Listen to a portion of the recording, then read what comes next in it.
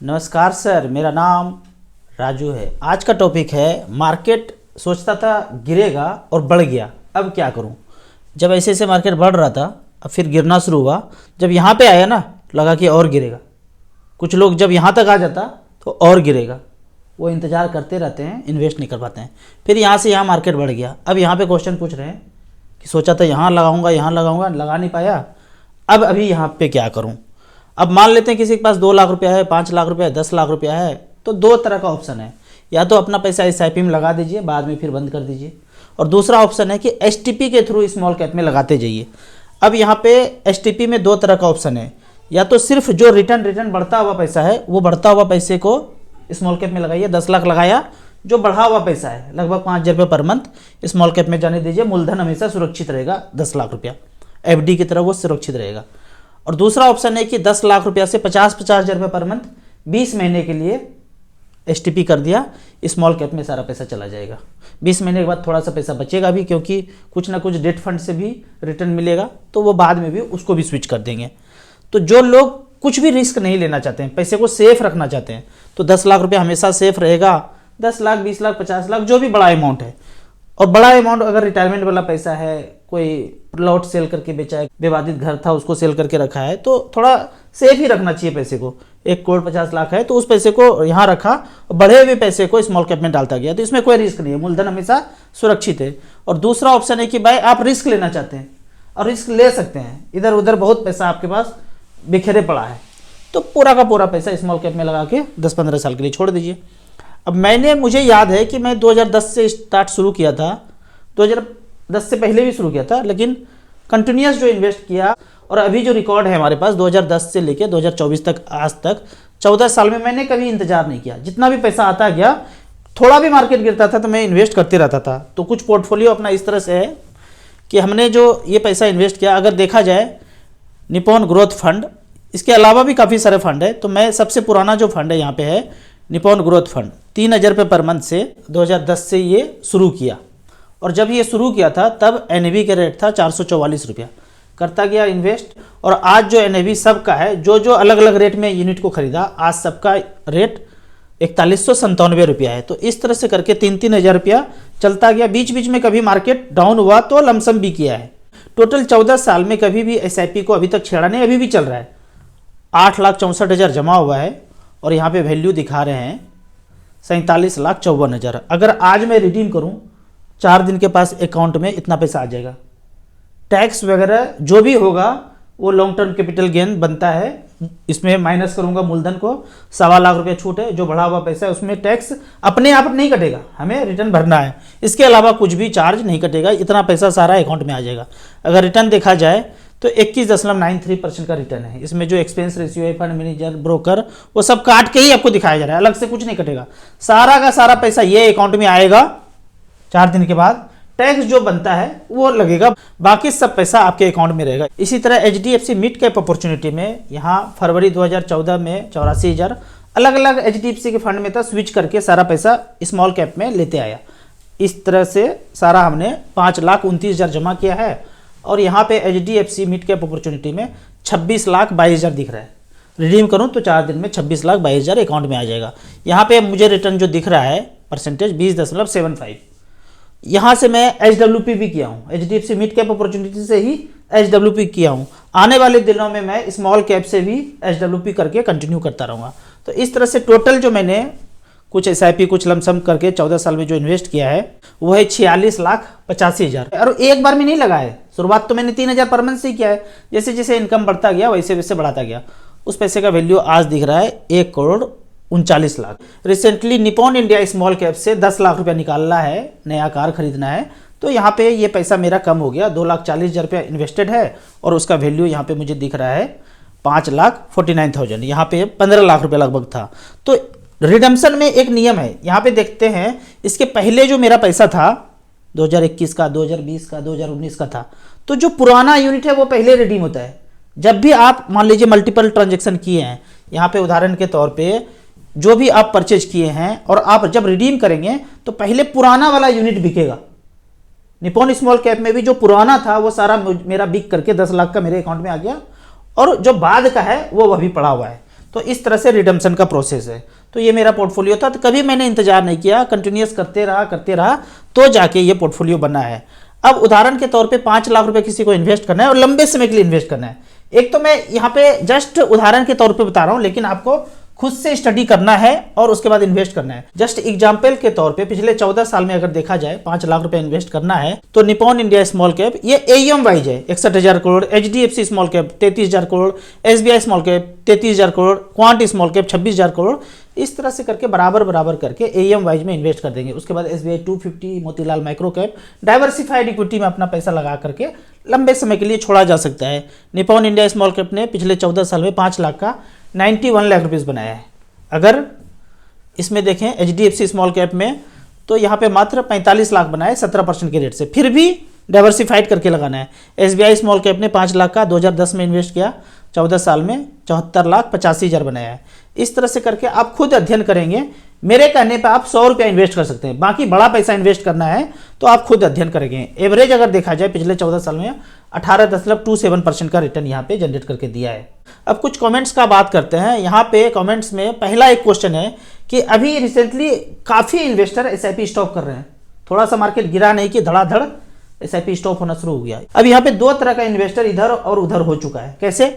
जो खुद से सारा डिसीजन लेते हैं एसआईपी कब करना है, किसमें करना है, खुद से डिसीजन लेते हैं, वही जो है मैक्सिमम एसआईपी स्टॉप कर रहे हैं।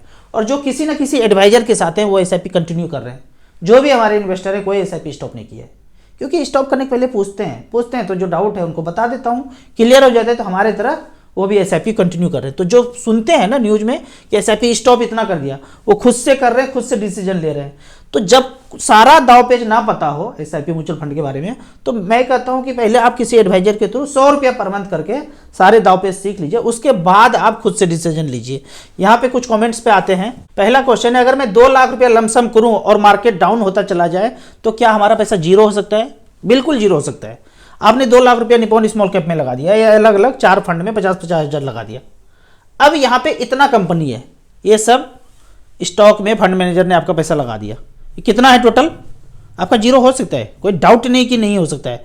ये 170, 80, 90 ये कितना तक चला गया? 227 स्टॉक है यहाँ पे। आपने 5 लाख लगाया, 227 स्टॉक में चला गया। 227 कंपनी अगर उस पर परमाणु बम गिर जाए और ये स्वाहा हो जाए तो आपका पैसा जीरो हो सकता है। ऐसा कभी हुआ नहीं आज तक। अगर ये सब खत्म हो जाए तो हम और आप भी नहीं रहेंगे। तो देखा जाए अगर पूरा भूतकाल में 2-3 कंपनी दिवालिया हुआ था तो जाके 30-40% मार्केट गिरा था। यहाँ पे इतना सारा कुछ खत्म नहीं हो सकता है, तो आपका पैसा भी कभी जीरो नहीं होगा। अगला क्वेश्चन है, कहाँ पे म्यूचुअल फंड से शुरुआत करूँ ये बताइए। सारे वीडियो के डिस्क्रिप्शन में लिंक है, वहाँ से एसआईपी आप मिनिमम 100 रुपये से शुरू कर सकते हैं, 500, 1000 कितना से भी शुरू कर सकते हैं। कौन कौन सा फंड करना है काफ़ी सारा वीडियो बनाया है, खुद भी अध्ययन करके शुरू कर सकते हैं। मिनिमम मैं कहूँगा 500, 1000 से शुरू कर सकते हैं, 100 रुपया से भी कर सकते हैं। अगला क्वेश्चन है, पिताजी का गोल्ड बॉन्ड मैच्योर हुआ है, कुछ बढ़िया हाइब्रिड फंड बताइए, बहुत कन्फ्यूजन है। हाइब्रिड फंड में जाना है तो यहाँ पे मैं हमेशा बताया हूँ स्टार एसआईपी .in में जाएंगे, जो एएम वाइज दिखता है 14 नंबर कैटेगरी यहाँ पे हमने सेलेक्ट किया है, और एएम वाइज करके जहाँ पे 1 करोड़ रुपया रखा है, कुछ भी लिख सकते हैं, 10 लाख 20 लाख जो भी है, और 1 करोड़ में 60,000 रुपये पर मंथ लेना शुरू किया। एएम वाइज अगर देखेंगे तो सबसे ज़्यादा एएम एसबीआई इक्विटी हाइब्रिड का है। यहाँ पे 1 करोड़ रखा 2015 में और 60,000 रुपये पर मंथ लेना शुरू किया। यहाँ पे 60,000 मेंशन है, 70 भी कर सकते हैं, लेकिन आप 2-3 साल रिमेन इन्वेस्टेड हैं उसके बाद अगर लेते हैं तो 72 लाख रुपया पूरा विड्रॉ कर लिया और आज बैलेंस बचा हुआ है, वो जो 1 करोड़ बढ़ के 1 करोड़ 76 लाख भी हो गया है। 11.95 का रिटर्न दिया है। फिर अगर एएम ज़्यादा देखा जाए तो एचडीएफसी का एएम भी 24,000 करोड़ है। यहाँ पे 2015 से लेके अब तक 60,000 रुपये पर मंथ 72 लाख रुपया ले चुके हैं और बैलेंस बचा है 1 करोड़ 77 लाख। और फिर नंबर आता है आईसीसी का। आईसीसी में भी काफ़ी सारा एएम है 40,000 करोड़, यहाँ पे भी 72 लाख रुपया ले लिया वापस 60,000 पर मंथ से, और बैलेंस बचा हुआ है 2 करोड़ 33 लाख। ये सबसे अच्छा परफॉर्म करके दिया है। लेकिन फिर भी किसी एक जो अच्छा परफॉर्म किया है, रिटर्न वाइज नहीं जाना है, आपको एएम वाइज जाना है। 2-3 फंड सेलेक्ट कर लीजिए और कंटिन्यू कीजिए, वो ज़्यादा अच्छा रहेगा। लमसम के लिए कौन सा फंड सही रहेगा? 50 लाख रुपया 4 साल के लिए। ये तो पहले 4 साल बहुत ज़्यादा कम है, इसमें आप 2-3 साल बढ़ा सकते हैं और छोड़ सकते हैं। तो लमसम के लिए हमने 8 number category star SIP .in में मल्टी कैप 10 साल का रिकॉर्ड बता रहा है ये कि 10 लाख रुपए वन टाइम रखा, इसको आप चेंज करके 50 लाख भी कर सकते हैं। 12 लाख हो जाएगा, ये 50 लाख हो गया। तो सबसे ज़्यादा एम जिसमें है Nippon India multi cap 38,000 crore, ICC 14,000 crore. ये मैं जस्ट एग्जांपल के तौर पे बता रहा हूँ, इसी में नहीं इन्वेस्ट कर देना है, आपको खुद से रिसर्च करना है। हम अगर बता रहे हैं 100-200 रुपया, 500 रुपया, 1000 रुपया जो मिनिमम है लगा करके 1-2 साल वेट करना है, फिर समझना है, आपको अच्छा लगता है फिर इन्वेस्ट करना है। मैं जस्ट मेन्यू के तौर पे आपको बता रहा हूँ, आपको खुद रिसर्च करना है, खुद लगाना है। 2 फंड यहाँ पे मैं बता रहा हूँ, निपॉन इंडिया मल्टी कैप और आईसीसी मल्टी कैप। 50 लाख रुपया 2014 में वन टाइम लगाया तो पैसा 2 करोड़ 7 लाख बना है 15% के रेट से। इन्होंने बनाया 2 करोड़ 6 लाख 15.24% के रिटर्न से। तीसरा पॉइंट फंड है क्वांट एक्टिव, एएम के हिसाब से 10,000 करोड़ फंड है, 50 लाख का वैल्यू 2014 से लेके अब तक पिछले 10 साल में 2 करोड़ 88 लाख हुआ है, 19.12% रिटर्न मिला है। तो इस तरह से करके खुद अध्ययन कीजिए, रिसर्च करने के बाद आप अपने पैसे को इन्वेस्ट कीजिए। मेरे पापा दिसंबर में रिटायर हो रहे हैं, उनको लगभग 30 लाख रुपए मिलेगा, मार्केट में लगा दें या एफडी करना चाहिए? पापा बोल रहे हैं प्लॉट लेने को, क्या करना चाहिए? अगर उनका रिटायरमेंट का पैसा है तो थोड़ा सुरक्षित भी रहना चाहिए।